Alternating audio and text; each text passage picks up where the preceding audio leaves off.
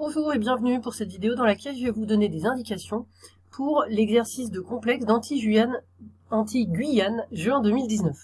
Il s'agit d'un exercice sur 4 points avec 4 affirmations. Pour chacune, il faut dire si elle est vraie ou fausse et il faut le justifier. On démarre avec la première affirmation. Le nombre C qui est donné dans l'énoncé peut s'écrire sous cette forme. Alors là, vous pouvez déjà assez facilement voir avec votre calculatrice si c'est vrai ou faux, simplement en écrivant C sous cette forme et cette forme-là et voir si ça vous donne la même chose à la calculatrice. Mais après, c'est sûr qu'il va falloir quand même le justifier correctement. Mais déjà, vous pouvez voir si c'est juste ou faux. Donc pour voir si ces deux formes sont égales, bon, j'ai juste développé là, c'est très simple. Et puis, il faut développer cette forme. Donc je vous rappelle que E puissance I pi sur 3, ça vaut cosinus pi sur 3 plus I sinus pi sur 3. Je vous laisse remplacer, développer et voir si c'est égal à cette forme. Deuxième affirmation, pour tout antinaturel n, c puissance 3n est un nombre réel.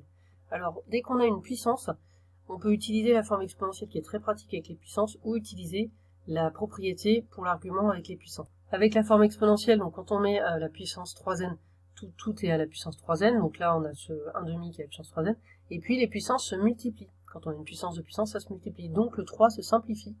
Donc on obtient E puissance INP, et 1 sur 2 puissance 3n. Pour l'argument, la propriété, c'est que la puissance, elle descend devant. Donc ça donne 3n argument de c. Argument de c, c'est pi sur 3. Ça se lit directement sur la forme exponentielle. Et donc, même chose, le 3 se simplifie. Donc que vous fassiez avec la forme exponentielle ou avec l'argument, on trouve donc que l'argument, c'est npi.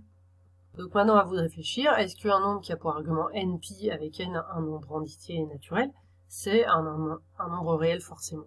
Voilà, c'est pas très compliqué. Troisième affirmation, les points OS et T sont alignés. Alors, les points S et T, ce sont les points qui sont définis par les abscisses C au carré et 1 sur C. Donc C au carré, voilà ce que ça donne avec la forme exponentielle. Encore une fois, pour les puissances, c'est assez simple. Donc ça fait 1,5 au carré, et les puissances se multiplient, donc finalement on a 2 pi sur 3. Donc un quart EI de pi sur 3. 1 sur C, donc c'est 1 sur 1,5 EI pi sur 3. Là, quand on a 1 sur une fraction, la fraction, elle se retourne, elle s'inverse, donc finalement ça fait 2 sur 1, ça fait 2. Et quand on a 1 sur quelque chose avec une puissance, ça fait la puissance négative. Ça marche aussi avec la notation exponentielle, c'est bien pratique. Ainsi, le point S, qui a donc pour affixe C au carré, donc ce nombre, eh bien, on peut voir que son argument, c'est 2pi sur 3. Enfin, l'argument de son affixe, c'est 2pi sur 3. C'est-à-dire que S, il va être dans cette direction, par rapport au point O. Le point T, l'argument de son affixe, c'est moins pi sur 3.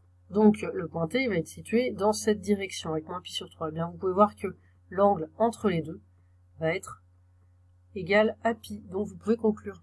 Et enfin, la dernière affirmation, donc module de C plus module de C au carré, plus etc. plus module de C puissance n est égal à 1 moins 1,5 puissance n. Tout d'abord, le module de C, puisqu'on a C sous forme exponentielle, c'est très simple, on le lit directement, c'est 1,5. Et ensuite, pour les puissances, eh bien, on a la propriété qui dit que le module d'une puissance, eh bien, on peut sortir la puissance. Donc, pour C au carré, par exemple, ça nous donne 1,5 au carré, et ainsi de suite. Module de C puissance n, c'est le module de C, le tout puissance n, donc 1,5 puissance n. Donc finalement, je reprends la partie de gauche, la somme de ces modules, c'est égal à 1,5 plus 1,5 au carré, plus etc. plus 1,5 puissance n. Pour faire ce calcul, je vous rappelle une formule que vous avez dû voir l'année dernière, la somme des termes d'une suite géométrique, là c'est bien une suite géométrique, du type U0 fois Q puissance n.